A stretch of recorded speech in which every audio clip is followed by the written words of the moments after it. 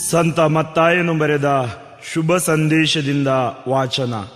ಅಧ್ಯಾಯ 5, 23ರಿಂದ 24, ವಾಕ್ಯಗಳು 38ರಿಂದ 39, 43ರಿಂದ 45.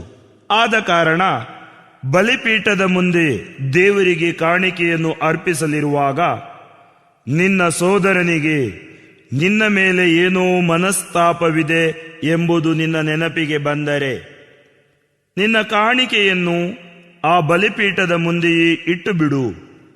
ಮೊದಲು ಹೋಗಿ ನಿನ್ನ ಸೋದರನೊಡನೆ ಸಮಾಧಾನ ಮಾಡಿಕೋ. ಆನಂತರ ಬಂದು ನಿನ್ನ ಕಾಣಿಕೆಯನ್ನು ಒಪ್ಪಿಸು. ಕಣ್ಣಿಗೆ ಪ್ರತಿಯಾಗಿ ಕಣ್ಣು, ಹಲ್ಲಿಗೆ ಬದಲಾಗಿ ಹಲ್ಲು ಎಂಬುದನ್ನು ನೀವು ಕೇಳಿದ್ದೀರಿ. ಆದರೆ ನನ್ನ ಬೋಧೆ ಇದು: ನಿನಗೆ ಅಪಕಾರ ಮಾಡಿದವನಿಗೆ ಪ್ರತೀಕಾರ ಮಾಡಬೇಡ. ಮಿತ್ರರನ್ನು ಪ್ರೀತಿಸು, ಶತ್ರುವನ್ನು ದ್ವೇಷಿಸು ಎಂದು ಹೇಳಿರುವುದು ನಿಮಗೆ ತಿಳಿದೇ ಇದೆ. ನಾನು ಹೇಳುವುದನ್ನು ಗಮನಿಸಿರಿ. ನಿಮ್ಮ ಶತ್ರುಗಳನ್ನು ಪ್ರೀತಿಸಿರಿ, ನಿಮ್ಮನ್ನು ಪೀಡಿಸುವವರಿಗಾಗಿ ಪ್ರಾರ್ಥನೆ ಮಾಡಿರಿ. ಇದರಿಂದ ಸ್ವರ್ಗದಲ್ಲಿರುವ ನಿಮ್ಮ ತಂದೆಗೆ ನೀವು ಮಕ್ಕಳಾಗುವಿರಿ. Praise the Lord, praise the Lord. Hallelujah, hallelujah. ಯೇಸುವೆ ಸ್ತೋತ್ರ. ಪ್ರಭು ಯೇಸುವಿನಲ್ಲಿ ನನ್ನ ಪ್ರೀತಿಯ ಸಹೋದರ ಸಹೋದರಿಯರೇ, ತುಂಬಾ ಮಂದಿ ನನ್ನ ಹತ್ರ ಬಂದು ಹೇಳುವುದಿದೆ, ಫಾದರ್, ನಾನು ಕ್ಷಮಿಸುತ್ತೇನೆ, ಆದರೆ ಮರೆಯಲಾಗುವುದಿಲ್ಲ. Father, I can forgive but I can't forget. ಈ ಮರೆಯಲಾರದ ನೋವುಗಳು ನಮ್ಮೊಳಗಡೆ ಗಾಯಗಳಾಗಿ ಬಿಟ್ಟಿವೆ, ದ್ವೇಷವಾಗಿ ಬಿಟ್ಟಿದೆ. ದ್ವೇಷ ಸೈತಾನನ ಹೊಸ ವೇಷ. ದ್ವೇಷ ನಮ್ಮನ್ನು ಕೊಲ್ಲುತ್ತೆ. ಪ್ರತಿ ನಿಮಿಷ ನಿಮಿಷ ನಾವು ಪ್ರಾರ್ಥನೆ ಮಾಡುವಾಗ ಹೇಳುತ್ತೇವೆ, ನಮಗೆ ತಪ್ಪು ಮಾಡಿದವರನ್ನು ನಾವು ಕ್ಷಮಿಸುವ ಪ್ರಕಾರ ನಮ್ಮ ಪಾಪಗಳನ್ನು ಕ್ಷಮಿಸಿರಿ. ಆದರೆ ದೇವರು ಈ ದಿನ ಒಂದು ಹೊಸ ಸಂದೇಶವನ್ನು ನಮಗೆಲ್ಲರಿಗೂ ಕೊಡುತ್ತಾ ಇದ್ದಾರೆ. ಅದನ್ನು ನಾವು ಆಲಿಸುತ್ತೇವೆ. ಇನ್ನು ತುಂಬಾ ಮಂದಿ ಇದ್ದಾರೆ, ಸಿಟ್ಟು ಸಿಡುಕುಗಳನ್ನು ಒಳಗಡೆ ಇಟ್ಕೊಂಡು ಜೀವಿಸುವವರು. ಇಂಥವರು ಕತ್ತಲಲ್ಲೇ ಜೀವಿಸುವವರು, ಪ್ರತೀಕಾರದ ದಾಹ ಇದ್ದವರು. ಒಂದು ದಿನ ನನಗೂ ಈ ಅವಕಾಶ ಸಿಗುತ್ತೆ ಎಂಬುದಾಗಿ ಯೋಚಿಸುವವರು. ಅಂಥವರಿಗೆ ದೇವರು ನುಡಿಯುವ ಮಾತುಗಳು ಸಿರಾಕನ ಗ್ರಂಥ 27ನೇ ಅಧ್ಯಾಯ 30ನೇ ವಾಕ್ಯ, 28ನೇ ಅಧ್ಯಾಯ 1-7 ಆಲಿಸೋಣ. ಸಿಟ್ಟು ಸಿಡುಕುಗಳು ಹೇಯವಾದವುಗಳು, ಅವೆರಡೂ ಇರುವುವು ಪಾಪಾತ್ಮನೊಳು. ದೇವರಿಗೆ ಸಿಟ್ಟು ಮತ್ತು ಸಿಡುಕು ಎರಡು ಅಸಹ್ಯವಂತೆ. ಯಾರು ಪಾಪಿಯಾಗಿದ್ದಾನೆ ಅವನೊಳಗಡೆ ಇವುಗಳು ಇರುತ್ತವೆ. ಪ್ರತೀಕಾರ ಮಾಡುವವನು ಸರ್ವೇಶ್ವರನಿಂದ ಪ್ರತೀಕಾರ ಹೊಂದುವನು.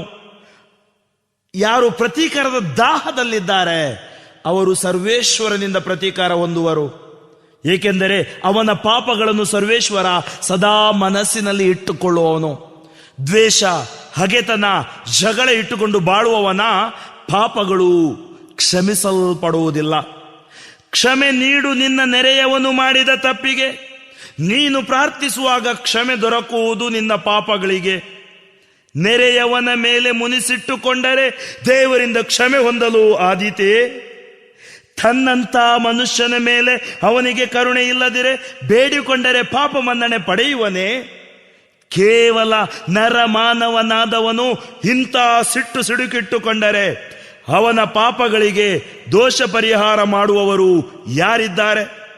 ನಿನ್ನ ಅಂತ್ಯಕಾಲವನ್ನು ಸ್ಮರಿಸಿಕೊಂಡು ಹಗೆತನವನ್ನು ತೊರೆದು ಬಿಡು.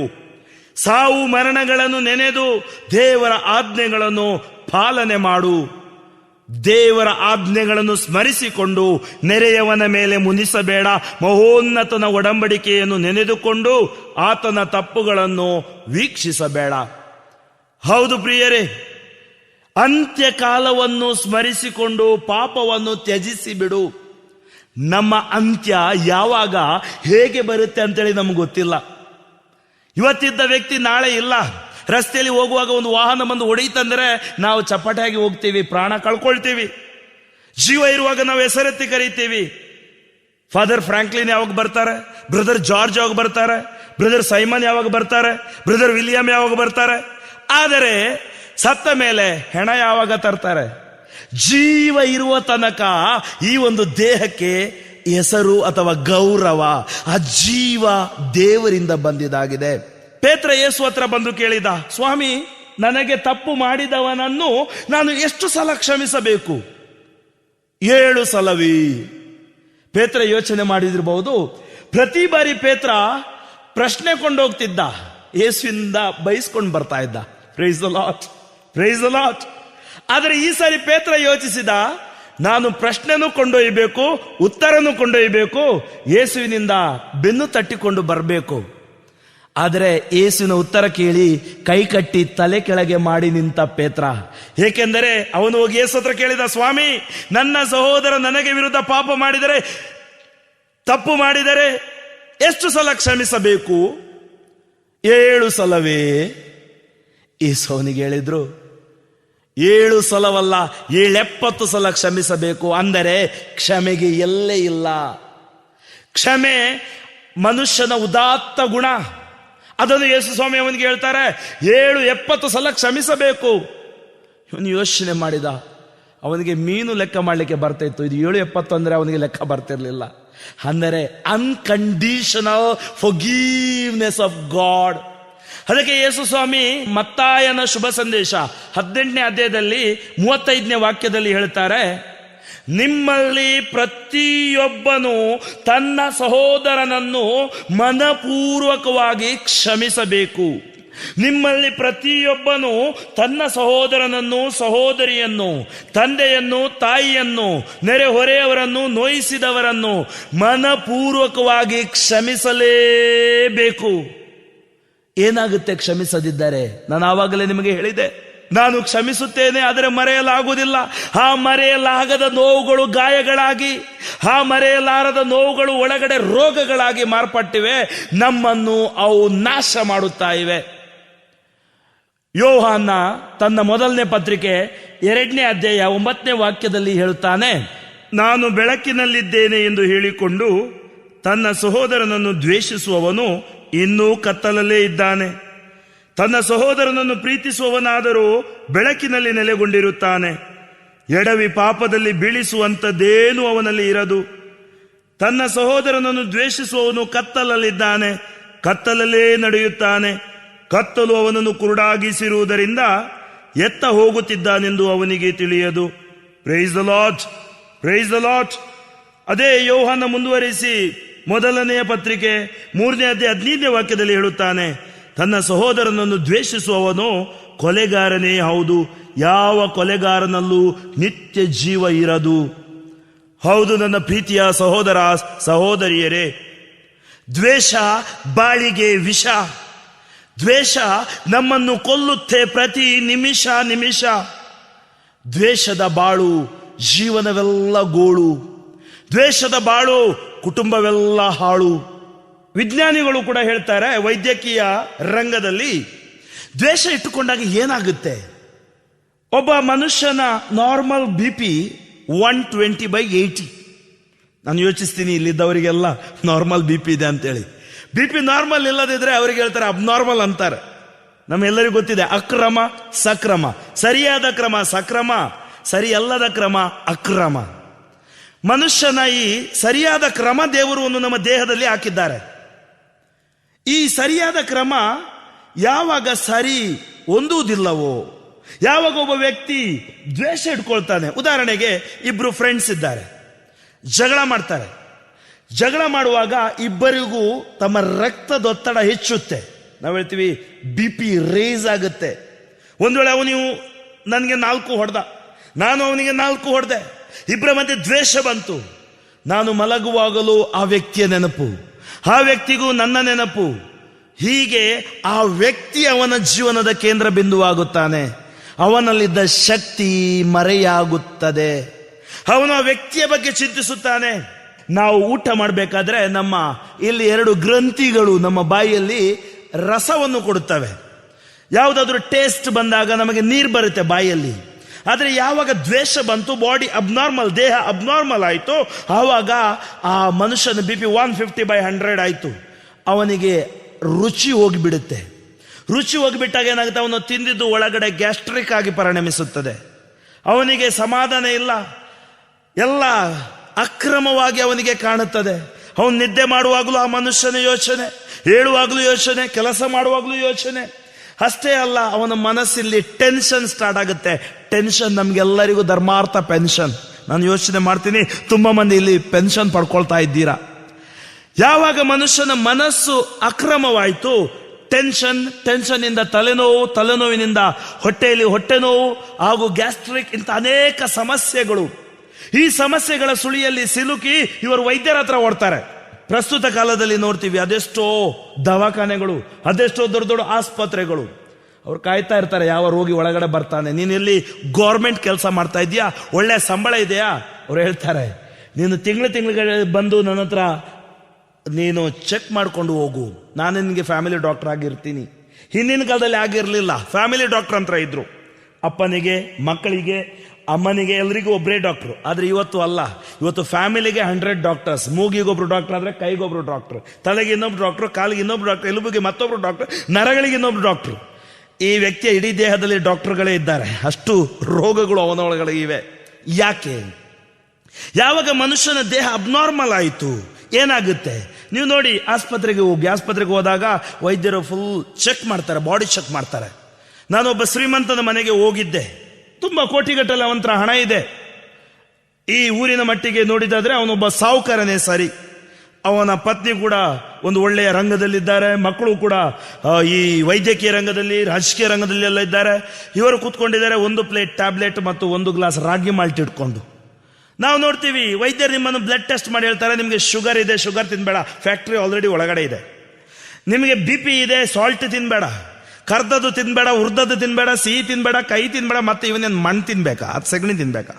ನಾನು ನೋಡಿದೆ, ಈ ವ್ಯಕ್ತಿ 1 ಗ್ಲಾಸ್ ರಾಗಿ ಮಾಲ್ಟ್, ಅದಕ್ಕೆ ಸಕ್ಕರೆ ಇಲ್ಲ, ಅದಕ್ಕೆ ಉಪ್ಪಿಲ್ಲ, 1 ಪ್ಲೇಟ್ ಟ್ಯಾಬ್ಲೆಟ್, ಬೆಳಿಗ್ಗೆ breakfast tablet, afternoon lunch tablet, evening dinner tablet. My family is A tablet family.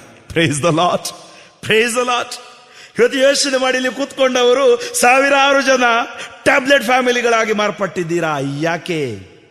ಯಾಕೆಂದರೆ ಕೆಲವು ಸಾರಿ ಇಂಥ ಒಳಗಡೆ ಇರುವ ನೋವುಗಳು, ದುಃಖಗಳು, ದ್ವೇಷಗಳು ವೈದ್ಯರ ಮೆಡಿಸಿನ್ ಇಂದ ಕ್ಯೂರ್ ಆಗುವುದಿಲ್ಲ. ಬದಲಾಗಿ ನಾವು ನೋಡುತ್ತೇವೆ, ಕೆಲವರು ಡಾಕ್ಟರ್ ಹತ್ರ ಹೋಗ್ತಾರೆ ತುಂಬಾ ಟೆನ್ಷನ್ ಇಟ್ಕೊಂಡು, ಡಾಕ್ಟರ್ ನನಗೆ ನೋವು, ಇಡೀ ನನ್ನ ದೇಹದಲ್ಲಿ ನೋವಿದೆ. ಡಾಕ್ಟರ್ ಎಲ್ಲ ಟೆಸ್ಟ್ ಮಾಡಿ ಹೇಳ್ತಾ ಇದ್ದಾರೆ, ನಿನಗೆ ನೋವಿಲ್ಲ, ಏನಿಲ್ಲ, ದೇಹದಲ್ಲಿ ರೋಗನೇ ಇಲ್ಲ. ಆದ್ರೆ ಇವನಿಗೆ ಮನೆಗೆ ಬಂದ್ರೆ ನಿದ್ದೆ ಇಲ್ಲ, ಸಮಾಧಾನ ಇಲ್ಲ. ಒಂದ್ಸರಿ ತಲೆಯಲ್ಲಿ ನೋವು, ಕಾಲಲ್ಲಿ, ಸೊಂಟದಲ್ಲಿ ನೋವು, ಆಮೇಲೆ ನೋವು ಒಳಗಡೆ ಓಡಾಡ್ತಾ ಇದೆ. ಅದೆಲ್ಲಿ ಓಡಾಡ್ತಾ ಇದ್ದಾನೆ ಯಾರಿಗೂ ಗೊತ್ತು. ಇನ್ನು ಕೆಲವರು ನಿದ್ದೆ ಬರದೆ ನಿದ್ದೆ ಮಾತ್ರ ನುಂಗ್ತಾರೆ, ಮಾತ್ರೆಗೆ ನಿದ್ದೆ ಬರುತ್ತೆ, ಇವರಿಗೆ ನಿದ್ದೆ ಬರೋದಿಲ್ಲ. Price the Lord, hallelujah. ತಲೆ ಅಲ್ಲಾಡಿಸುವುದು ನೋಡಿದ್ರೆ ನಿಮ್ದು ಇದೇ ಪರಿಸ್ಥಿತಿ ಅಂತ ಯೋಚಿಸ್ತೀನಿ. ಪ್ರೀತಿಯ ಸಹೋದರ ಸಹೋದರಿಯರೇ, ಒಂದು ಸತ್ಯ, ದ್ವೇಷ ನಮಗೆ ರೋಗಕ್ಕೆ ತಳ್ಳುತ್ತದೆ. ದ್ವೇಷ ಕುಟುಂಬದ ಸಮಾಧಾನ ನಾಶ ಮಾಡುತ್ತದೆ. ದ್ವೇಷ ನಮ್ಮನ್ನು ಹೊಡೆಯುತ್ತದೆ. ಇವತ್ತು ಮನುಷ್ಯ ಶಾಂತಿಗಾಗಿ, ಸಮಾಧಾನಕ್ಕಾಗಿ ಏನೆಲ್ಲ ಮಾಡುತ್ತಾನೆ. ಕೋಟಿ ಕೋಟಿ ಹಣ ಇದೆ, ತಿನ್ನಲು ಬಾಯಿಲ್ಲದಿದ್ದರೆ ಏನಯ್ಯ ಪ್ರಯೋಜನ? ಇವತ್ತು ಆ ದ್ವೇಷದಿಂದ ನಾವು ಹೊರಗಡೆ ಬರಬೇಕು. ಆ ದ್ವೇಷದ ಸಂಕೋಲಿನಿಂದ ನಾವು ಬಿಡುಗಡೆ ಹೊಂದಬೇಕು. ಅದಕ್ಕೆ ಒಂದೇ ಒಂದು ಹಾದಿ. ಈ ವಿಶ್ವದಲ್ಲಿ ಯಾರು ಬೋಧಿಸದ ಬೋಧನೆ, ಈ ವಿಶ್ವದಲ್ಲಿ ಯಾವ ಧರ್ಮ ಗ್ರಂಥವು ಹೇಳದ ಬೋಧನೆ ಯೇಸು ಹೇಳಿದರು. ಪವಿತ್ರ ಗ್ರಂಥ ಹೇಳುತ್ತೆ, ಮತ್ತಾಯ ಶುಭ ಸಂದೇಶ 5ನೇ ಅಧ್ಯಾಯ 43ನೇ ವಾಕ್ಯ, ಮಿತ್ರರನ್ನು ಪ್ರೀತಿಸು, ಶತ್ರುವನ್ನು ದ್ವೇಷಿಸು ಎಂದು ಹೇಳಿರುವುದು ನಿಮಗೆ ತಿಳಿದೇ ಇದೆ. ಮತ್ತಾಯ 5ನೇ ಅಧ್ಯಾಯ 38ನೇ ವಾಕ್ಯ, ಕಣ್ಣಿಗೆ ಪ್ರತಿಯಾಗಿ ಕಣ್ಣು, ಹಲ್ಲಿಗೆ ಬದಲಾಗಿ ಹಲ್ಲು ಎಂಬುದನ್ನು ನೀವು ಕೇಳಿದ್ದೀರಿ. ಆದರೆ ನನ್ನ ಬೋಧೆ ಇದು, ನಿನಗೆ ಅಪಕಾರ ಮಾಡಿದವನಿಗೆ ಪ್ರತಿಕಾರ ಮಾಡಬೇಡ. ಅಪಕಾರಕ್ಕೆ ಉತ್ತರ ಉಪಕಾರ, ಪ್ರತಿಕಾರಕ್ಕೆ ಪ್ರತ್ಯುತ್ತರ ಪ್ರತ್ಯುಪಕಾರ. ಇದೇ ಯೇಸುವಿನ ಸುಸಂದೇಶದ ಸಾರ. ನಾವು ನೋಡ್ತೀವಿ, ಹಮುರಬಿ ಬರೆದಿಟ್ಟ, ಕಣ್ಣಿಗೆ ಪ್ರತಿಯಾಗಿ ಕಣ್ಣು, ಹಲ್ಲಿಗೆ ಬದಲಾಗಿ ಹಲ್ಲು. ಆದರೆ ಯೇಸು ಹೇಳಿದ್ರು, ಅಪಕಾರ ಮಾಡಿದವನಿಗೆ ಪ್ರತೀಕಾರ ಮಾಡಬೇಡ. ಮಿತ್ರರನ್ನು ಪ್ರೀತಿಸು, ಶತ್ರುವನ್ನು ದ್ವೇಷಿಸು ಎಂದು ಹೇಳಿರುವುದು ನಿಮಗೆ ತಿಳಿದೇ ಇದೆ. ಆದರೆ ನಾನು ಹೇಳುವುದನ್ನು ಗಮನಿಸಿರಿ. ಇದೋ ಯೇಸು ಹೇಳುವುದನ್ನು ಗಮನಿಸಿರಿ. ನಿಮ್ಮ ಶತ್ರುಗಳನ್ನು ಪ್ರೀತಿಸಿರಿ. Love your enemies. ನಿಮ್ಮನ್ನು ಪೀಡಿಸುವವರಿಗಾಗಿ ಪ್ರಾರ್ಥನೆ ಮಾಡಿರಿ. Pray for those who persecute you. ನಿಮ್ಮ ಶತ್ರುಗಳನ್ನು ಪ್ರೀತಿಸಿರಿ. ಲೂಕ ಒಬ್ಬ ವೈದ್ಯ, ಯೇಸುವಿನ ಶಿಷ್ಯನಾಗಿ ಅವನು ಬರೀತಾ ಇದ್ದಾನೆ. ಲೂಕನ ಶುಭ ಸಂದೇಶ 6ನೇ ಅಧ್ಯಾಯ ವಾಕ್ಯ 27ರಿಂದ 28. ಬೈಬಲ್ ಇದ್ದವರು ತೆಗೆದು ನೋಡಿ. ನನ್ನನ್ನು ಆಲಿಸುತ್ತಿರುವವರೇ, ನನ್ನ ಮಾತನ್ನು ಕೇಳಿರಿ. ಇದೋ ಯೇಸುವಿನ ಮಾತು. ನಿಮ್ಮ ಶತ್ರುಗಳನ್ನು ಪ್ರೀತಿಸಿರಿ, ನಿಮ್ಮನ್ನು ದ್ವೇಷಿಸುವವರನ್ನು ಸತ್ಕರಿಸಿರಿ, ನಿಮ್ಮನ್ನು ಶಪಿಸುವವರನ್ನು ಆಶೀರ್ವದಿಸಿರಿ, ನಿಮ್ಮನ್ನು ನಿಂದಿಸುವವರಿಗಾಗಿ ಪ್ರಾರ್ಥಿಸಿರಿ. 4 ಶ್ರೇಷ್ಠವಾದ ಹಾದಿ ಯೇಸು ಹೇಳ್ತಾ ಇದ್ದಾರೆ. ಶತ್ರು ಪ್ರೇಮ, ದ್ವೇಷಿಸುವವರಿಗೆ ಸತ್ಕಾರ, ಶಪಿಸುವವರನ್ನು ಆಶೀರ್ವದಿಸುವುದು, ನಿಂದಿಸುವವರಿಗಾಗಿ ಪ್ರಾರ್ಥಿಸುವುದು. ದ್ವೇಷವನ್ನು ಪ್ರೀತಿಯಿಂದ, ಕ್ಷಮೆಯಿಂದ ನಾವು ಸೋಲಿಸಬೇಕು. ಜ್ಞಾನೋಕ್ತಿ 25ನೇ ಅಧ್ಯಾಯ 21ನೇ ವಾಕ್ಯ ಹೇಳುತ್ತೆ, ಹಗೆಯವನು ಹಸಿದಿದ್ದರೆ ಊಟ ಕೊಡು, ಬಾಯಾರಿದ್ದರೆ ಕುಡಿಯಲು ಕೊಡು, ಹೀಗೆ ಅವನ ಮೇಲೆ ಉರಿ ಕೆಂಡ ಸುರಿವೆ, ಸರ್ವೇಶ್ವರನಿಂದಲೂ ಪ್ರತಿಫಲವನ್ನು ಪಡೆವೆ. ರೋಮಾಪುರದವರಿಗೆ ಬರೆದ ಪತ್ರಿಕೆ 12ನೇ ಅಧ್ಯಾಯ 9ರಿಂದ ವಾಕ್ಯಗಳು 21 ತನಕ ನೀವು ಓದಿದರೆ ಪೌಲ ಹೇಳ್ತಾ ಇದ್ದಾನೆ, ನಿಮ್ಮನ್ನು ಹಿಂಸಿಸುವವರನ್ನು ಆಶೀರ್ವದಿಸಿರಿ, ಶಪಿಸದೆ ಆಶೀರ್ವದಿಸಿರಿ, ಕೇಡಿಗೆ ಪ್ರತಿಯಾಗಿ ಕೇಡನ್ನು ಮಾಡದಿರಿ, ಮುಯ್ಯಿಗೆ ಮುಯ್ಯಿ ತೀರಿಸಬೇಡಿ, ಅದು ನನ್ನ ಕೆಲಸ, ಎಲ್ಲರಿಗೂ ತಕ್ಕ ಪ್ರತಿಫಲವನ್ನು ಕೊಡುವವನು ನಾನೇ. ನಿನ್ನ ಶತ್ರು ಹಸಿದಿದ್ದರೆ ಉಣಲು ಬಡಿಸು, ಬಾಯಾರಿದ್ದರೆ ಕುಡಿಯಲು ಕೊಡು. ಹೀಗೆ ಮಾಡುವುದರಿಂದ ಅವನ ತಲೆಯ ಮೇಲೆ ಉರಿಯುವ ಕೆಂಡಗಳನ್ನು ಸುರಿಸಿದಂತಾಗುವುದು. ಕೇಡಿಗೆ ಸೋಲದೆ ಒಳಿತಿನಿಂದ ಕೇಡನ್ನು ಸೋಲಿಸು. Defeat the enemy with your goodness, overcome evil with good. ಇವತ್ತು ಕೇಡಿಗೆ ಪ್ರತಿಯಾಗಿ ಕೇಡು ಅಲ್ಲ, ಸೇಡಿಗೆ ಪ್ರತಿಯಾಗಿ ಸೇಡು ಅಲ್ಲ, ಬದಲಾಗಿ ಕ್ಷಮೆ. ಈ ಕ್ಷಮೆಯನ್ನು ಈ ಲೋಕದಲ್ಲಿ ನಮಗೆ ಕೊಟ್ಟವರು, ಕ್ಷಮಿಸಲು ಕಲಿಸಿದವರು ಪ್ರಭು ಯೇಸು ಕ್ರಿಸ್ತರು. ಕ್ಷಮೆಯೇ ದೊಡ್ಡ ದೊಡ್ಡ ರೋಗ ಸೌಖ್ಯ. ಕ್ಷಮಿಸಿದಾಗ ಬಿಡುಗಡೆ, ಕ್ಷಮಿಸಿದಾಗ ಆನಂದ. ನೀವು ಕೇಳಬಹುದು, ಫಾದರ್ ನಾನು ಯಾಕೆ ಕ್ಷಮಿಸಬೇಕು? ಅವರು ಇಷ್ಟು ನೋವು ಕೊಟ್ಟಿದ್ದಾರೆ, ಇಷ್ಟು ದುಃಖ ಕೊಟ್ಟಿದ್ದಾರೆ, ಹೇಗೆ ಕ್ಷಮಿಸಬೇಕು? ಅದಕ್ಕೆ ಉತ್ತರ ಮತ್ತಾಯ ಶುಭ ಸಂದೇಶ 5ನೇ ಅಧ್ಯಾಯ ವಾಕ್ಯ 23 ಹೇಳುತ್ತೆ, ಯಾಕೆ ನಾನು ಮತ್ತು ನೀವು ಕ್ಷಮಿಸಬೇಕು? ಪ್ರತಿಯೊಬ್ಬರು ಕ್ಷಮಿಸಬೇಕು. ಆದ ಕಾರಣ ಬಲಿಪೀಠದ ಮುಂದೆ ದೇವರಿಗೆ ಕಾಣಿಕೆಯನ್ನು ಅರ್ಪಿಸಲಿರುವಾಗ, ಸರಿಯಾಗಿ ಆಲಿಸಿರಿ, ಬಲಿಪೀಠದ ಮುಂದೆ ದೇವರಿಗೆ ಕಾಣಿಕೆಯನ್ನು, ಬಲಿಪೂಜೆಯನ್ನು ಅರ್ಪಿಸಲಿರುವಾಗ ನಿನ್ನ ಸೋದರನಿಗೆ ನಿನ್ನ ಮೇಲೆ ಏನೋ ಮನಸ್ತಾಪವಿದೆ. ಬೈಬಲ್ ಗ್ರಂಥ ಹೇಳುತ್ತೆ, ಮೊದಲು ಹೋಗಿ ನಿನ್ನ ಸೋದರನೊಡನೆ ಸಮಾಧಾನ ಮಾಡಿಕೋ, ಅನಂತರ ಬಂದು ನಿನ್ನ ಕಾಣಿಕೆಯನ್ನು ಒಪ್ಪಿಸು. ನಾವು ಬಲಿಪೂಜೆಗೆ ಬರುತ್ತೇವೆ. ಈ ಬಲಿಪೂಜೆಯಲ್ಲಿ ನಾವು ಸಂಪೂರ್ಣವಾಗಿ ಆಶೀರ್ವಾದ ಹೊಂದಬೇಕಾದ್ರೆ ಯೇಸು ಹೇಳುತ್ತಾರೆ, ನೀನು ಕಾಣಿಕೆಯನ್ನು ಅರ್ಪಿಸಲು ಬರುವಾಗ, ದೇವಾಲಯಕ್ಕೆ ಬರುವಾಗ, ನಿನ್ನ ಸೋದರನಿಗೆ, ನಿನ್ನ ತಂದೆಗೆ, ನಿನ್ನ ತಾಯಿಗೆ, ನಿನ್ನ ತಮ್ಮನಿಗೆ, ನಿನ್ನ ಅಕ್ಕ ಅತ್ತಿಗೆಗೆ ನಿನ್ನ ಮೇಲೆ ಏನೋ ಇದ್ದರೆ ಮೊದಲು ನೀನು ಕ್ಷಮೆ ಕೇಳು. ಅವರು ತಪ್ಪು ಮಾಡಿದ್ದಿರಬಹುದು, ನೀನು ದ್ವೇಷ ಇಟ್ಕೊಳ್ಬೇಡ. ದ್ವೇಷ ನಿನಗೆ ನಾಶ ತರುತ್ತೆ. ಯೇಸು ಸ್ವಾಮಿ ಹೇಳಿದ್ರು, ಮಿತ್ರರನ್ನು ಪ್ರೀತಿಸಿರಿ, ಶತ್ರುಗಳನ್ನು ದ್ವೇಷಿಸಿರಿ ಎಂಬುದನ್ನು ನೀವು ಆಲಿಸಿದ್ದೀರಿ. ಆದರೆ ನನ್ನ ಬೋಧೆ ಇದು, ಶತ್ರುಗಳನ್ನು ಕ್ಷಮಿಸಿರಿ, ಶತ್ರುಗಳನ್ನು ಪ್ರೀತಿಸಿರಿ, ಪೀಡಿಸುವವರಿಗಾಗಿ ಪ್ರಾರ್ಥಿಸಿರಿ. ಆಗ ನೀವು ಸ್ವರ್ಗದಲ್ಲಿರುವ ತಂದೆಯ ಮಕ್ಕಳಾಗುವಿರಿ. ಯಾವಾಗ ನಾವು ಸ್ವರ್ಗದಲ್ಲಿರುವ ತಂದೆಯ ಮಕ್ಕಳಾಗುತ್ತೇವೆ? ಶತ್ರುಗಳನ್ನು ಪ್ರೀತಿಸಿದಾಗ, ಪೀಡಿಸುವವರಿಗಾಗಿ ಪ್ರಾರ್ಥಿಸಿದಾಗ. ಕೆಲವು ದಿನಗಳ ಹಿಂದೆ ಒಬ್ಬಳು ಸಹೋದರಿ ನನಗೆ ಫೋನ್ ಮಾಡಿ ಹೇಳಿದ್ಲು, ಫಾದರ್ ನಮಗೂ ನಮ್ಮ ಪಕ್ಕದ ಮನೆಯವರಿಗೂ ಜಗಳ ಫಾದರ್, ನೀರಿಗಾಗಿ ಜಗಳ ಫಾದರ್, ಅವಳು ಕೆಟ್ಟ ಮಾತು ಬೈತಾ ಇದ್ದಾಳೆ ಫಾದರ್, ಅವಳ ಬಾಯಿ ಒಂದು ಸಾರಿ ಬಂದಾಗುವಂತೆ ಪ್ರಾರ್ಥನೆ ಮಾಡಿ ಫಾದರ್. ನಾನು ಅವಳ ಬಾಯಿ ಬಂದ್ ಮಾಡಲಿಕ್ಕೆ ಪ್ರಾರ್ಥನೆ ಮಾಡಲು ಇರುವ ಫಾದರ್ ಅಂತ ಅವಳು ಯೋಚಿಸಿದ್ದಾಳೆ. ನಾನು ಹೇಳಿದೆ, ಮಗಳೇ ನೀನೇನು ಮಾತಾಡಿಲ್ವಾ? ನಾನು ಕೂಡ ಒಂದೆರಡು ಮಾತು ಮಾತಾಡಿದ್ದೀನಿ ಫಾದರ್. ನಾನು ಅವಳಿಗೆ ಹೇಳಿದೆ, ನೀನು ಅವಳಿಗಾಗಿ ಪ್ರಾರ್ಥಿಸು. ತಕ್ಷಣ ಅವಳ ಸಿಟ್ಟು ನೆತ್ತಿಗೆ ಇರ್ತು. ಅವಳು ಹೇಳಿದ್ಲು, ಏನ್ ಫಾದರ್, ನಾನು ಪ್ರಾರ್ಥಿಸ್ಬೇಕಾ? ಅವಳು ಅಂತ ಮಾತು ನನ್ನ ತಂದೆ ತಾಯಿ ಮೇಲೆ ಬೈದಿದ್ದಾಳೆ, ಕುಟುಂಬದ ಮೇಲೆ ಬೈದಿದ್ದಾಳೆ, ಸಾಧ್ಯನೇ ಇಲ್ಲ. ನಾನು ಕೇಳಿದೆ ಅವಳಿಗೆ, ನೀನು ಯೇಸುವನ್ನು ಪ್ರೀತಿಸ್ತೀಯಾ ಅಥವಾ ನೀನು ಸೈತಾನನ್ನು ಪ್ರೀತಿಸ್ತೀಯಾ?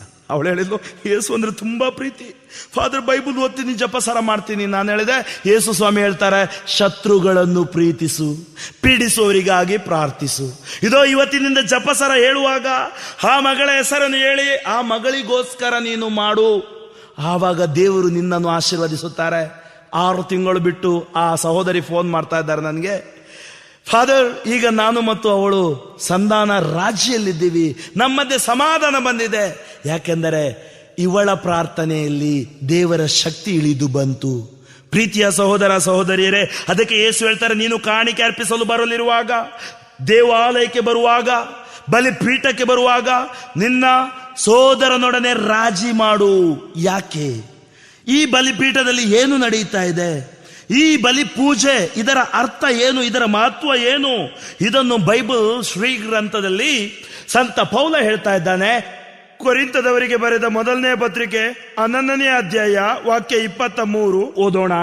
ನಿಮಗೆ ಮಾಡಿದ ಉಪದೇಶವನ್ನು ನಾನು ಪ್ರಭುವಿನಿಂದಲೇ ಪಡೆದೆನು. ಅದೇನೆಂದರೆ, ಪ್ರಭು ಯೇಸು ತಮ್ಮನ್ನು ಹಿಡಿದು ಕೊಡಲಾದ ಆ ರಾತ್ರಿ ರೊಟ್ಟಿಯನ್ನು ತೆಗೆದುಕೊಂಡು ದೇವರಿಗೆ ಕೃತಜ್ಞತಾ ಸ್ತೋತ್ರವನ್ನು ಸಲ್ಲಿಸಿ ಅದನ್ನು ಮುರಿದು, ಇದು ನಿಮಗಾಗಿ ಒಪ್ಪಿಸಲಾಗುವ ನನ್ನ ಶರೀರ, ಇದನ್ನು ನನ್ನ ಸ್ಮರಣೆಗಾಗಿ ಮಾಡಿರಿ ಎಂದರು. ಅಂತೆಯೇ ಭೋಜನದ ಕೊನೆಯಲ್ಲಿ ಪಾನ ಪಾತ್ರೆಯನ್ನು ತೆಗೆದುಕೊಂಡು, ಈ ಪಾತ್ರೆಯು ನನ್ನ ರಕ್ತದಿಂದ ಮುದ್ರಿತವಾದ ಹೊಸ ಒಡಂಬಡಿಕೆ, ಇದನ್ನು ನೀವು ಪಾನ ಮಾಡುವಾಗಲೆಲ್ಲ ನನ್ನ ಸ್ಮರಣೆಗಾಗಿ ಮಾಡಿರಿ ಎಂದರು. ಇದು ಬೈಬಲ್ ಅಲ್ಲಿ ಬಲಿ ಪೂಜೆ ಬರೆದಿದೆ.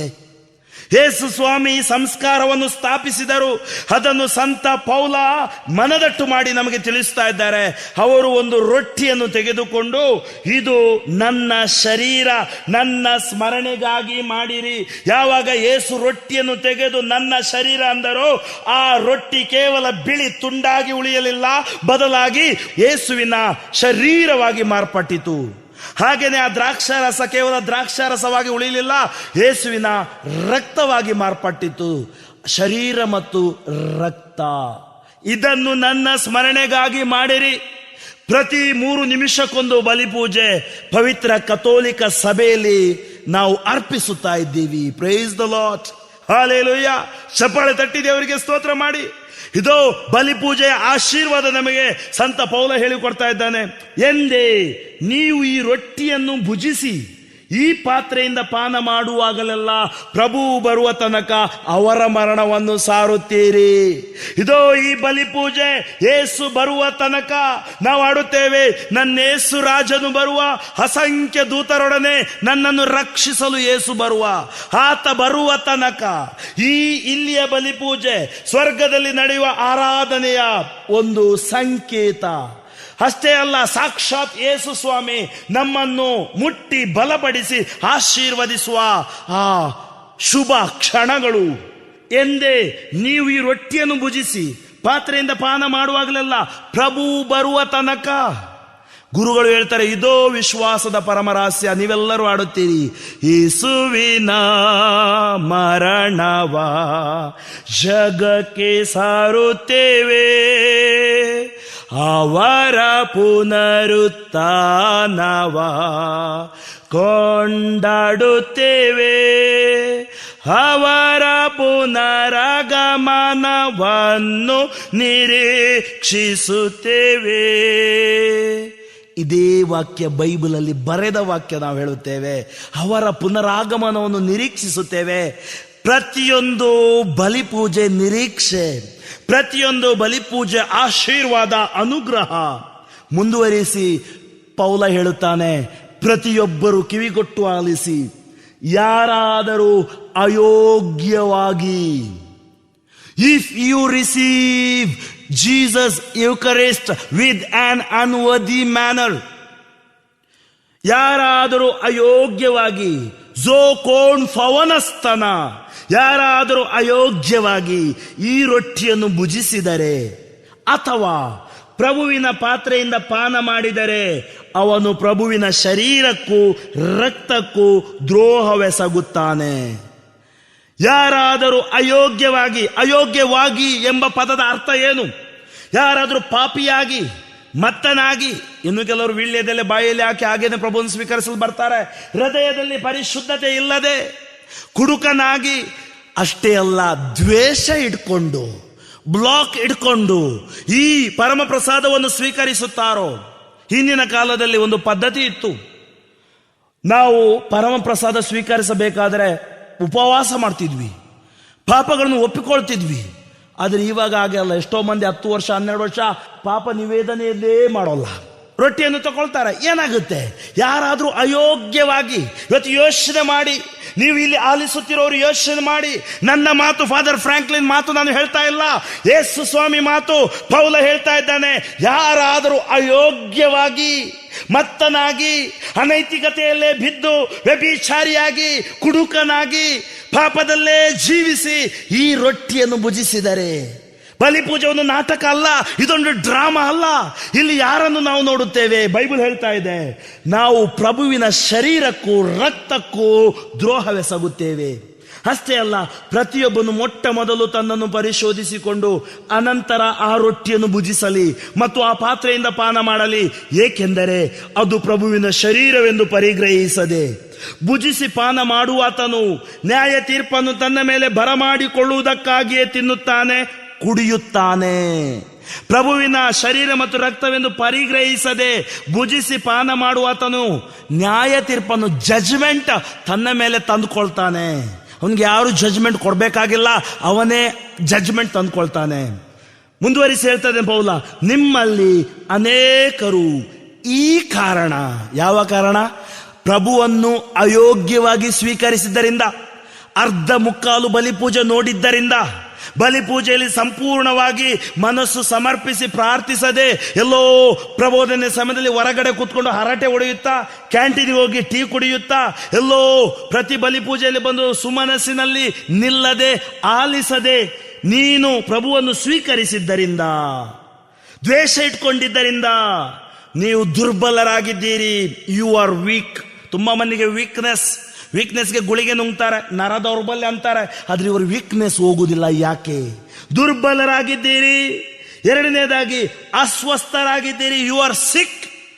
ಕೆಲವರಿಗೆ ಲೈಫ್ ಲಾಂಗ್ ಈ ಸಿಕ್ನೆಸ್ ಇಂದ ಬಿಡುಗಡೆ ಇಲ್ಲ. ಯಾಕೆ? ನಾವು ಯೋಚನೆ ಮಾಡಬೇಕು, ನಾನು ಅಯೋಗ್ಯವಾಗಿ ರೊಟ್ಟಿಯನ್ನು ಭುಜಿಸಿದ್ದೇನಾ? ಅಷ್ಟೇ ಅಲ್ಲ, ಎಷ್ಟೋ ಮಂದಿ ಸತ್ತಿದ್ದೀರಿ ಅಂದ್ರೆ ನೆಮ್ಮದಿನೇ ಇಲ್ಲ, ಶಾಂತಿನೇ ಇಲ್ಲ. ಸತ್ತು ಸಮಾಧಿಗೆ ಹೋಗಿದ್ರೆ ಎಷ್ಟೋ ಒಳ್ಳೆಯದಾಗ್ತಿದ್ರು. ಜೀವಂತವಾಗಿರುವಾಗ ನರಳಾಡುವುದೇ ಸಾವು. ದುರ್ಬಲರು, ಅಸ್ವಸ್ಥರು, ಸತ್ತಿದ್ದೀರಿ. ಇದು ಪ್ರೀತಿಯ ಸಹೋದರ ಸಹೋದರಿಯರೇ, ದ್ವೇಷ ಬಾಳಿಗೆ ವಿಷ. ದ್ವೇಷ ನಮ್ಮನ್ನು ಕೊಲ್ಲುತ್ತೆ ಪ್ರತಿ ನಿಮಿಷ. ಇವತ್ತು ದ್ವೇಷದಿಂದ ಬಿಡುಗಡೆ ಹೊಂದಬೇಕು. ದ್ವೇಷದಿಂದ ಬಂದ ರೋಗದಿಂದ ಬಿಡುಗಡೆ ಹೊಂದಬೇಕು. ದ್ವೇಷದಿಂದ ನಾವು ಬಿಡುಗಡೆ ಹೊಂದಬೇಕಾದ್ರೆ ಒಂದೇ ಒಂದು ಕ್ಷಮಿಸಲೇಬೇಕು. ನೀವು ಹೇಳ್ಬಹುದು, ಫಾದರ್ ಫ್ರಾಂಕ್ಲಿನ್ ನಿಮಗೆ ಮೈಕ್ ಕೊಟ್ಟಿದ್ದಾರೆ, ಮಾತಾಡ್ಲಿಕ್ಕೆ ಒಂದು ದೇವರು ಸ್ವರ ಕೊಟ್ಟಿದ್ದಾರೆ, ನಿಮ್ಗೆ ಹೇಳಲಿಕ್ಕೆ ಸುಲಭ. ನೀವು ನನ್ನ ಜಾಗದಲ್ಲಿದ್ದಿದ್ರೆ ನಿಮ್ಗೆ ಗೊತ್ತಾಗ್ತಿತ್ತು. ನಾನು ಕೂಡ ನಿಮ್ಮ ಜಾಗದಲ್ಲೇ ಇದ್ದು ಸಹೋದರ ಸಹೋದರಿಯರು ಹೇಳ್ತಾ ಇದ್ದೀನಿ. ಈ ದ್ವೇಷದಿಂದ ಏನಾಗುತ್ತೆ? ಟ್ರಾಫಿಕ್ ರೂಲ್ ಎಲ್ಲರಿಗೂ ಒಂದೇ. ನಾನು ಫಾದರ್ ಫ್ರಾಂಕ್ಲಿನ್ ಬಿಳಿ ಬಟ್ಟೆ ಹಾಕಿದ್ದೀನಿ, ರಸ್ತೆ ಮಧ್ಯದಲ್ಲಿ ಹೋಗ್ತೀನಿ ಅಂದ್ರೆ ಏನಾಗುತ್ತೆ? ಏನಾಗುದಿಲ್ಲ. ವೆಹಿಕಲ್ ಬಂದು ಹೊಡೀತೆ, ನಾಳೆ ಕೇಳ್ತೀರಿ ಹಣ ಯಾವಾಗ ತರ್ತಾರ ಅಂತ ಕೇಳ್ತೀರಿ ನೀವು. ನಾನು ಯೋಚನೆ ಮಾಡಿದೆ, ಇಷ್ಟು ಬಲಿ ಪೂಜೆಗಳನ್ನು ಅರ್ಪಿಸುತ್ತಿರುವ, ಇಷ್ಟೊಂದು ಸರ್ವ ಜನರಿಗಾಗಿ ಪ್ರಾರ್ಥಿಸುತ್ತಿರುವ, ಅಥವಾ ಯೇಸು ಸ್ವಾಮಿ ಹೇಳಿದ ಪ್ರಕಾರ ಅನೇಕ ವಾಗ್ದಾನಗಳು ಗೊತ್ತಿರುವ ನಾವು ಯಾಕೆ ಈ ರೋಗದಲ್ಲಿ ಬೀಳಬೇಕು? ನಾನು ಸಂತ ಪೇತ್ರರ ಗುರು ವಿದ್ಯಾಮಂದಿರದಲ್ಲಿ ಓದುತ್ತಿದ್ದಾಗ 3rd ಇಯರ್ ಫಿಲಾಸಫಿಯಲ್ಲಿ ನನ್ನ ಗ್ಯಾಸ್ಟ್ರಿಕ್ ರೋಗ ಆರಂಭವಾಯಿತು. ಆದರೆ ನಾನು ಆವಾಗ ಈ ಯುವಕನಾಗಿದ್ದೆ. ನಾನು ಯೋಚಿಸಿದೆ, ಈ ರೋಗ ಕ್ರಮೇಣ ಹೋಗಿಬಿಡುತ್ತೆ. Praise the Lord, hallelujah. ಆದರೆ ನಾನು ನನ್ನ ಓದು ಮುಗಿಸಿದೆ 1999ರಲ್ಲಿ ಶಿವಮೊಗ್ಗ ಧರ್ಮಕ್ಷೇತ್ರಕ್ಕೆ ಗುರುವಾಗಿ ಅಭ್ಯಂಜನಗೊಂಡೆ. ಆದರೂ ನನ್ನ ಗ್ಯಾಸ್ಟ್ರಿಕ್ ರೋಗ ಹೋಗಿರಲಿಲ್ಲ.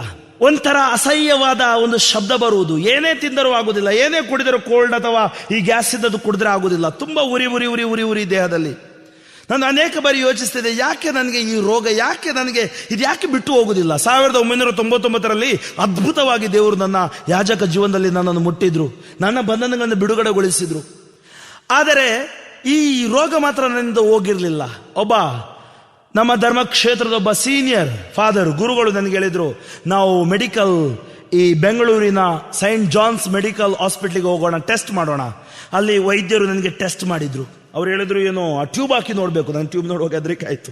ನಾನು ಹೇಳಿದೆ ಟೆಸ್ಟ್ ಮಾಡಿ, ಆಮೇಲೆ ಅಗತ್ಯ ಬಿದ್ದರೆ ಮಾತ್ರ ಟ್ಯೂಬ್ ಹಾಕಿ. ಅವ್ರು ಹೇಳಿದ್ರು, ಟೆಸ್ಟ್ ಮಾಡಿ ಹೇಳಿದ್ರು, ನೀನು 90 ದಿನ ಗುಳಿಗೆ ನುಂಗಬೇಕು. ಎಷ್ಟೆಷ್ಟು ಉದ್ದ ಕೆಂಪು ಕೆಂಪು ಈ ಬುಲೆಟ್ ಹಾಕ್ತಾರಲ್ಲ ನಮ್ಮ ಬಂದೂಕಿಗೆ, ಅಂತ ಗುಳಿಗೆ ಕೊಟ್ಟರು. ನಾನು ಮುರಿದು ನೋಡಿದೆ, ಒಳಗಡೆ ಕಪ್ಪು ಕಪ್ಪು ಮಸಿ ಮಸಿ ಮಸಿ ಇದೆ. 90 ದಿನ ಗುಳಿಗೆ ನುಂಗದೆ ನನ್ನ ಗ್ಯಾಸ್ಟ್ರಿಕ್ ಕಮ್ಮಿ ಆಗಿಲ್ಲ.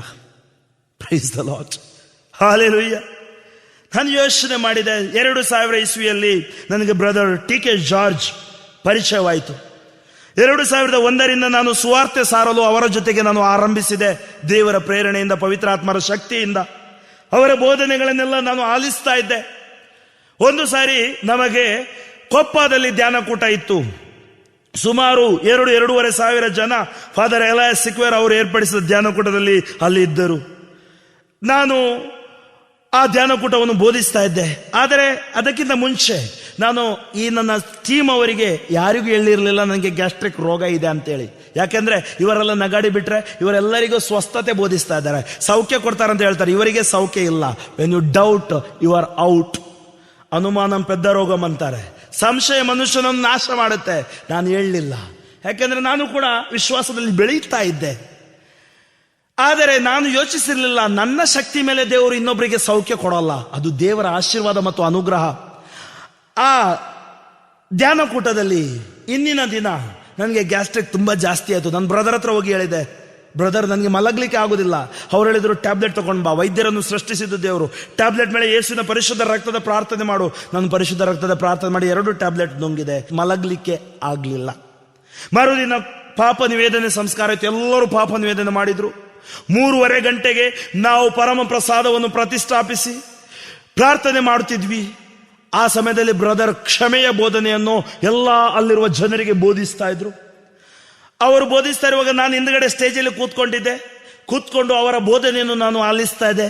ಇವತ್ತು ಧ್ವನಿ ಸುರುಳಿಯಲ್ಲಿ ಏನು ನೀವು ಪ್ರಬೋಧನೆಯನ್ನು ಆಲಿಸುತ್ತೀರೋ ಅದೇ ಬೋಧನೆಯನ್ನು ನಾನು ಅಲ್ಲಿ ಕುಳಿತುಕೊಂಡು ಆಲಿಸುತ್ತಾ ಇದ್ದೆ. ಹೌದು, ಅವರು ಆಲಿಸಿದರೆ ಅವರು ಹೇಳಿದ ಮಾತು, ಯಾರಾದರೂ ಅಯೋಗ್ಯವಾಗಿ ರೊಟ್ಟಿಯನ್ನು ಭುಜಿಸಿದರೆ ಅವರು ರೋಗಿಯಾಗುತ್ತಾರೆ, ಅಸ್ವಸ್ಥರಾಗುತ್ತಾರೆ. ನನ್ನ ಕಣ್ಣಲ್ಲಿ ಧಾರಾಕಾರ ನೀರು, ನನ್ನೊಳಗಡೆ ಒಂದು ಪಶ್ಚಾತ್ತಾಪದ ಭಾವ. ನಾನು ಯೋಚನೆ ಮಾಡಿದೆ, ನನ್ನ ಜೀವನದಲ್ಲಿ ಅದೆಷ್ಟೋ ಮಂದಿಯನ್ನು ನಾನು ಕ್ಷಮಿಸಬೇಕಾಗಿತ್ತು. ನನಗೆ ನೋವು ಕೊಟ್ಟವರು ಮುಂಚೆ ನಾನು ಸ್ಟ್ರೈಟ್ ಫಾರ್ವರ್ಡ್ ಮುಖದ ಮೇಲೆ ಮಾತಾಡ್ತಾ ಇದ್ದೆ. ಯಾರಾದರೂ ತಪ್ಪು ಪ್ರೂವ್ ಮಾಡುವ ತನಕ ಅದು ತಪ್ಪಂತೇಳಿ ನಾನು ಒಪ್ಕೊಳ್ತಾ ಇರಲಿಲ್ಲ. ಮೇಲಾಧಿಕಾರಿಗಳು ಇರ್ಬೋದು, ನನ್ನ ಸಹಪಾಠಿ ಗುರುಗಳು ಇರ್ಬೋದು, ಅದು ನನ್ನ ಫ್ರೆಂಡ್ಸ್ ಇರ್ಬೋದು, ಜನರಿರ್ಬೋದು. ಇದೆಲ್ಲ ನಾನು ನೋಡಿದೆ. ಕೆಲವರು ಬರೆದ ಪತ್ರಗಳು ನನ್ನ ಫೈಲಲ್ಲಿ ಇದ್ವಿ. ಇದೆಲ್ಲ ನಾನು ಯೋಚನೆ ಮಾಡಿದೆ. ಆ ದಿವಸ ಬ್ರದರ್ ಒಂದು ಮಾತು ಕೇಳಿದ್ರು, ನಿಮಗೆ ಯೇಸು ಬೇಕಾ, ನಿಮಗೆ ಸೌಖ್ಯ ಬೇಕಾ, ಅಥವಾ ನಿಮಗೆ ರೋಗ ಬೇಕಾ? ನಿರ್ಧಾರ ಮಾಡಿ. ಯೇಸುವಿಗಿಂತ ದೊಡ್ಡವರು ನೀವು ಇಲ್ಲಿ ಯಾರು ಇಲ್ಲ.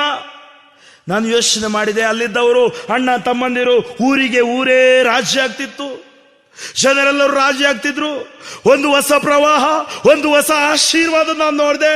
Price the Lord, hallelujah, hallelujah. ಅದ್ಭುತ ನಡೀತಾ ಇತ್ತು ಆ ಕ್ಷಮೆಯ ಪ್ರವಾಹದಲ್ಲಿ. ನನ್ನ ಮುಂದೆ ಜೊತೆ ಫಾದರ್ ಎಲಯಾಸ್ ಕೂತ್ಕೊಂಡಿದ್ರು. ಅವರ ಮುಂದೆ ನಾನು ಮೊಣಕಾಲು ಹೇಳಿದೆ, ಸ್ವಾಮಿ ನನ್ನನ್ನು ಕ್ಷಮಿಸಿ, ನಾನು ತುಂಬಾ ಮಂದಿಯನ್ನು ಕ್ಷಮಿಸ್ಲಿಕ್ಕಿದೆ, ನನ್ನಿಂದ ಆಗುವುದಿಲ್ಲ, ನಾನು ಕೂಡ ಬಲಹೀನ. ನಾನು ಅವರ ಮುಂದೆ ಕಣ್ಣೀರಿಟ್ಟೆ. ಅವರ 2 ಕರಗಳನ್ನು ನನ್ನ ತಲೆ ಮೇಲೆ ಇಟ್ಟು ಕ್ಷಮೆ ನೀಡಲು ಶಕ್ತಿಗಾಗಿ ಅವರು ಪ್ರಾರ್ಥಿಸಿದ್ರು. ನನಗೆ ಗೊತ್ತಿಲ್ಲದಂತೆ ಒಂದು ಹೊಸ ಚೈತನ್ಯ, ನನಗೆ ಗೊತ್ತಿಲ್ಲದಂತೆ ಹೊಸ ಪ್ರಭೆ, ನನಗೆ ಗೊತ್ತಿಲ್ಲದಂತೆ ಹೊಸ ಹುಮ್ಮಸ್ಸು, ನನ್ನ ನರ ನಾಡಿ ಕೀಲು ಮಜ್ಜೆಗಳಲ್ಲಿ ಏನೋ ಹೊಸತನ ಬರ್ತಾ ಇದೆ. Price the Lord, praise the lord. ನಾನು ಮೊಣಕಾಲೂರಿ ದೇವರನ್ನು ಆರಾಧಿಸಲು ಆರಂಭಿಸಿದೆ. ನಾನು ಅಲ್ಲಿರುವ ಸಾವಿರಾರು ಜನರಿಗಾಗಿ ಪ್ರಾರ್ಥಿಸಲು ಆರಂಭಿಸಿದೆ. ಇದೋ ದೇವ, ಯಾಜಕನಾಗಿ ನನ್ನನ್ನು ಅಭ್ಯಂಗಿಸಿದ್ಯಾ, ನಾನು ನಿನಗಾಗಿ ನಿಲ್ಬೇಕು, ನಾನು ನಿನಗಾಗಿ ಓಡಾಡಬೇಕು, ನಿನ್ನ ಸುವಾರ್ತೆ ಸಾರಬೇಕು. ಆದರೆ ನನ್ನಲ್ಲಿ ದ್ವೇಷ ಇಟ್ಕೊಂಡು ಅದು ಆಗುವುದಿಲ್ಲ.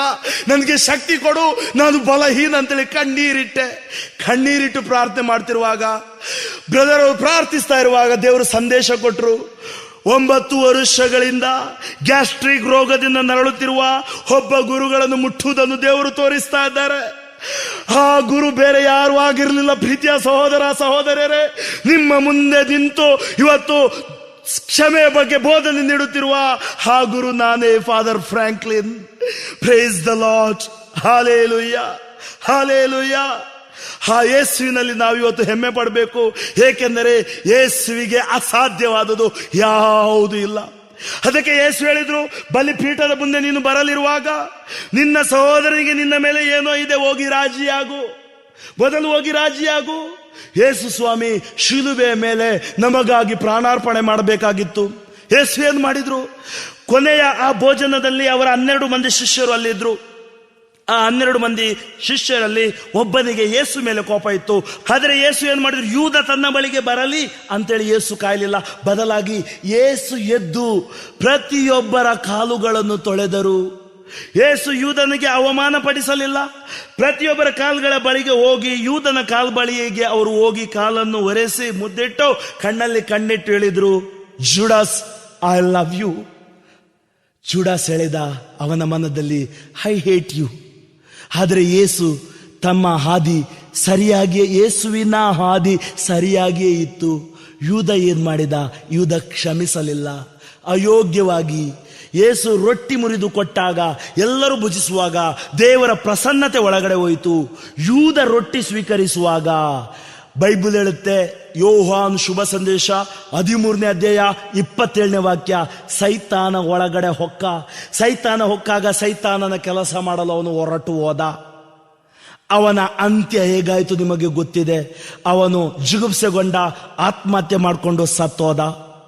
ಅವನ ನಾಶ. ಯಾರಾದರೂ ಅಯೋಗ್ಯವಾಗಿ ಈ ರೊಟ್ಟಿಯನ್ನು ಭುಜಿಸಿದರೆ ಅವರು ದುರ್ಬಲರು, ಅಸ್ವಸ್ಥರು, ಸತ್ತು ಹೋಗುತ್ತಾರೆ. ಯೇಸು ಸ್ವಾಮಿ ಯಾವುದೇ ಕಳಂಕವಿಲ್ಲದೆ ರೊಟ್ಟಿಯನ್ನು ಭುಜಿಸಿದರು. ಶಿಲುಬೆ ಮೇಲೆ ಯೇಸುವನ್ನು ಹಾಕಿದ್ರು. ಅವರ ಕರಗಳಿಗೆ ಮೊಳೆ, ತಲೆಯಲ್ಲಿ ಆ ಮುಳ್ಳಿನ ಕಿರೀಟ, ದೇಹದಲ್ಲೆಲ್ಲ ಗಾಯ. ಯೇಸುವನ್ನು ನೋಡಿ ಜನ ನಗಾಡ್ತಾ ಇದ್ದಾರೆ, ಮೂದಲಿಸ್ತಾ ಇದ್ದಾರೆ. ಇದೋ ಉಗುಳಿನಿಂದ ಆ ಭಾರವಾದ ಶಿಲುಬಿನ ಜರ್ಜರಿತವಾಗಿ ಹೋಗಿದ್ದಾರೆ. ಯಾರೇ ವ್ಯಕ್ತಿ ಅವನಿಗೆ ನೋವು ಬಂದಾಗ ಅವನು ಶಾಪ ಹಾಕಿ ಸಾಯ್ತಾನೆ. ಸಿನಿಮಾಗಳಲ್ಲಿ ನೀವು ನೋಡಿ, ಕುಟುಂಬಗಳಲ್ಲಿ ನೀವು ನೋಡಿ, ನಿನ್ನ ಕುಟುಂಬ ಹಾಳಾಗುವಾಗ, ನಿನ್ನ ಮಕ್ಕಳ ಹಾಳಾಗುವಾಗ ಅಂತೇಳಿ ನೋವಿನಲ್ಲಿ ಶಾಪ ಹಾಕುತ್ತಾರೆ.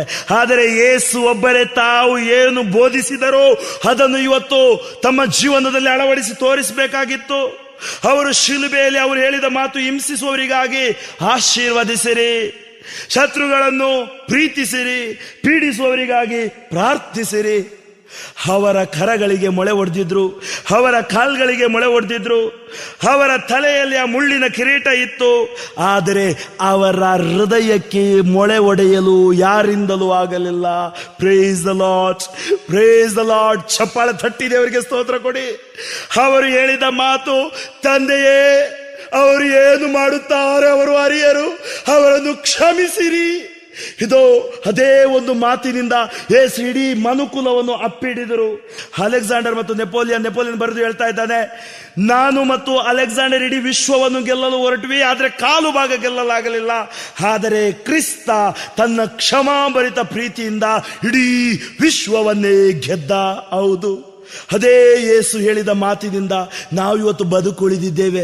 ಎಷ್ಟೋ ಪಾಪ ನಾವು ಮಾಡಿದಿರಬಹುದು, ದ್ವೇಷದಲ್ಲಿ ಜೀವಿಸಿದಿರಬಹುದು, ಇನ್ನು ನಾವು ರೊಟ್ಟಿ ಅಯೋಗ್ಯವಾಗಿ ಸ್ವೀಕರಿಸಿದವರು ಬದುಕುಳಿದಿದ್ದೇವೆ. ಕಾರಣ ಏನು?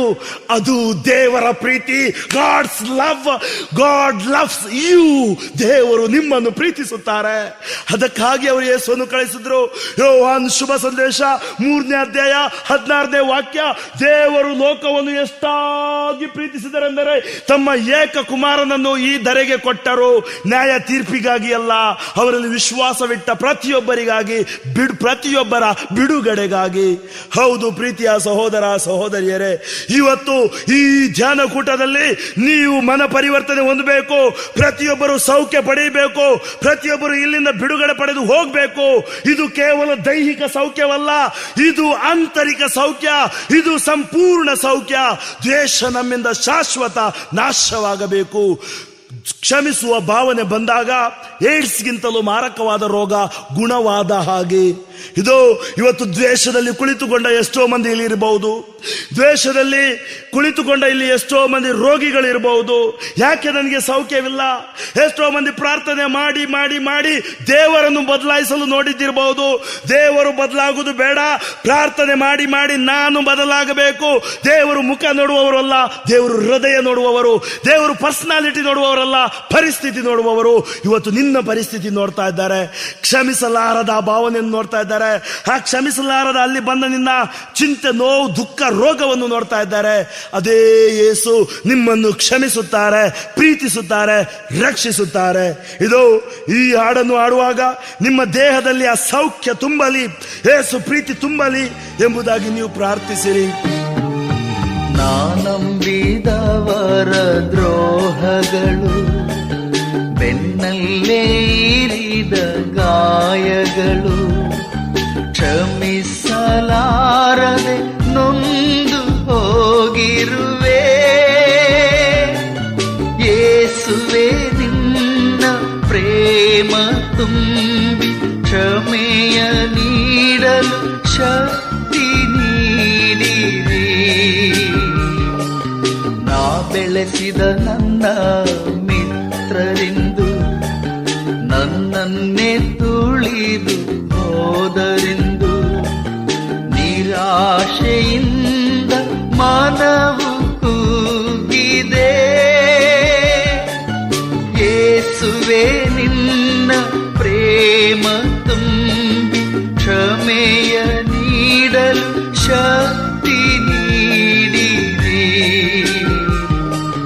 ಹೃದಯವ ಚುಚ್ಚುವ ಮಾತುಗಳು, ಮಾಡದ ತಪ್ಪಿಗೆ ಶಿಕ್ಷೆಗಳು, ಸಹಿಸಲಾರದೆ ಮನವು ಅಳುತ್ತಿದೆ. ಯೇಸುವೆ ನಿನ್ನ ಪ್ರೇಮ ತುಂಬಿ ಕ್ಷಮೆಯ ನೀಡಲು ಶಕ್ತಿ ನೀಡಿರಿ. ಯೇಸುವೆ ನಿನ್ನ ಪ್ರೇಮ ತುಂಬಿ ಕ್ಷಮೆಯ ನೀಡಲು ಶಕ್ತಿ ನೀಡಿರಿ. ಯೇಸುವೆ ನಿನ್ನ ಪ್ರೇಮ ತುಂಬಿ. ಎರಡು ಕರಗಳನ್ನು ಹೃದಯದ ಮೇಲಿಟ್ಟು ಪ್ರಾರ್ಥಿಸೋಣ. ಸ್ತುತಿಗಳ ಮಧ್ಯೆ ವಾಸಿಸುವವನು, ಸ್ತುತಿಗೆ ಪಾತ್ರನು, ಸ್ತುತಿಯಲ್ಲಿ ಜೀವಿಸುವವನಾದ ಪ್ರಭು ಯೇಸುವೆ, ಇದು ಈ ಸರ್ವ ಜನರಿಗಾಗಿ ನಾನು ಪ್ರಾರ್ಥಿಸುತ್ತಾ ಇದ್ದೀನಿ. ದ್ವೇಷ ಮನುಷ್ಯ ಕುಲವನ್ನು ಇವತ್ತು ನಾಶ ಮಾಡ್ತಾ ಇದೆ. ದ್ವೇಷ ಜನಾಂಗಗಳನ್ನು, ದ್ವೇಷ ದೇಶಗಳ ಮಧ್ಯೆ ಯುದ್ಧವನ್ನು ತರುತ್ತಾ ಇದೆ. ಪತಿ ಪತ್ನಿಯರ ಸಂಬಂಧವನ್ನು ನಾಶ ಮಾಡ್ತಾ ಇದೆ. ಕುಟುಂಬಗಳನ್ನು ಒಡೆಯುತ್ತಾ ಇದೆ. ಧರ್ಮಗಳ ಮಧ್ಯೆ ಹೋರಾಟವನ್ನು ತರ್ತಾ ಇದೆ. ಇದೋ ಯೇಸುವೆ, ನೀವು ನುಡಿದಿರಿ, ಆ ಕ್ಷಮೆಯಿಂದ, ಕೇಡಿನಿಂದ ಅಲ್ಲ ಒಳಿತಿನಿಂದ ಎಲ್ಲವನ್ನು ಜಯಿಸಿರಿ. ಆ ಕ್ಷಮೆಯ ಶಕ್ತಿ ಇಲ್ಲಿದ್ದ ಮಕ್ಕಳ ಮೇಲೆ ಇಳಿದು ಬರಲಿ. ಇಲ್ಲಿ ಇದ್ದ ರೋಗಿಗಳು, ಇಲ್ಲಿ ಇದ್ದ ಎಲ್ಲ ಜನರು ಪ್ರೀತಿಸುವ ವರವನ್ನು ನೀಡಿರಿ, ಕ್ಷಮಿಸುವ ವರ ನೀಡಿರಿ. ಮಕ್ಕಳು ತಂದೆ ತಾಯಿಗಳನ್ನು ಕ್ಷಮಿಸಲು, ತಂದೆ ತಾಯಿಗಳು ಮಕ್ಕಳನ್ನು ಕ್ಷಮಿಸಲು, ಪತಿ ಪತ್ನಿಯನ್ನು, ಪತ್ನಿ ಪತಿಯನ್ನು, ಯುವ ಜನರು ಹಿರಿಯರನ್ನು, ಇದೋ ಎಲ್ಲರನ್ನು, ಅಧಿಕಾರಿಗಳನ್ನು, ಸರ್ವರನ್ನು ಕ್ಷಮಿಸಲು ಬೇಕಾದ ಶಕ್ತಿಯನ್ನು ಕೊಡಿರಿ. ಯೇಸು ನಾಮದಲ್ಲಿ, ಯೇಸು ವಾಕ್ಯದಲ್ಲಿ, ಯೇಸು ರಕ್ತ ಶಕ್ತಿಯಲ್ಲಿ, ನನ್ನ ಯಾಜಕಾಭಿ ದೀಕ್ಷೆಯಲ್ಲಿ ನನಗೆ ಕೊಟ್ಟ ಸರ್ವಾಧಿಕಾರದಲ್ಲಿ, ಇಲ್ಲಿ ಇರುವ ಸರ್ವ ರೋಗಿಗಳಿಗಾಗಿ, ಈ ಬೋಧನೆಯನ್ನು ಆಲಿಸುತ್ತಿರುವ ಯಾವ ಜಾಗದಲ್ಲೇ ಇರಲಿ, ಆ ಸರ್ವ ಮಕ್ಕಳಿಗಾಗಿ ನಾನು ಪ್ರಾರ್ಥಿಸುತ್ತಾ ಇದ್ದೀನಿ. ಅವರ ಒಳಗಡೆ ಇರುವ ಎಲ್ಲ ಕ್ಷಮಿಸಲಾರದ ಭಾವನೆಗಳು ಯೇಸು ನಾಮದಲ್ಲಿ ಕ್ಷಮೆಯ ಶಕ್ತಿ ಅವರ ದೇಹದಲ್ಲಿ ಇಳಿದು ಬರಲಿ, ನರನಾಡಿ ಕೀಲು ಮಜ್ಜಗಳಲ್ಲಿ ಇಳಿದು ಬರಲಿ. ಈ ಬಿಡುಗಡೆ ಪ್ರಾರ್ಥನೆಯನ್ನು ಆಲಿಸುತ್ತಿರುವಾಗ ಯೇಸು ನಾಮದಲ್ಲಿ ಆ ದ್ವೇಷ ಮುರಿದು ಬೀಳಲಿ. ಕುರುಡರು ನೋಡುವಂತಾಗಲಿ, ಕಿವುಡರು ಕೇಳುವಂತಾಗಲಿ, ಮೂಗರು ಮಾತನಾಡುವಂತಾಗಲಿ, ಪಾರ್ಶ್ವವಾಯು ರೋಗಿಗಳು ಎದ್ದು ನಡೆಯಲಿ. ದ್ವೇಷದಿಂದ ಬಂದ ರೋಗಗಳು, ಟ್ಯೂಮರ್ಗಳು, ಕಾಯಿಲೆಗಳು ಬಿಟ್ಟು ಸುಟ್ಟು ನಾಶವಾಗಲಿ. Touch touch touch them Lord, heal, anoint for your glory. Yesu ನಾಮದಲ್ಲಿ ಸರ್ವರು ಆಶೀರ್ವಾದ ಹೊಂದಲಿ. ಯೇಸು ನಾಮದಲ್ಲಿ ಯೇಸುವಿನ ಮಹಿಮೆ ಪ್ರತಿಯೊಬ್ಬರ ಮೇಲೆ ಇಳಿದು ಬರಲಿ. ಯೇಸುವೆ, ನಿಮಗೆ ಈ ಮಕ್ಕಳು ಸಾಕ್ಷಿಗಳಾಗಲಿ. ಕಾನಾ ಊರಿನಲ್ಲಿ ಪ್ರಾರ್ಥಿಸಿದ ಏಕೈಕ ರಕ್ಷಕನ ತಾಯೇ ಮಾತೆ ಮರಿಯಮ್ಮನವರೇ, ಈ ಸರ್ವ ಮಕ್ಕಳಿಗಾಗಿ ಹಗಲಿರುಳು ಪ್ರತಿನಿತ್ಯ ಪ್ರಾರ್ಥಿಸಿರಿ. ಯೇಸು ನಾಮದಲ್ಲಿ ನಾನು ನಿಮ್ಮನ್ನು ಆಶೀರ್ವದಿಸುತ್ತೇನೆ. Amen, amen, amen. Praise the lord.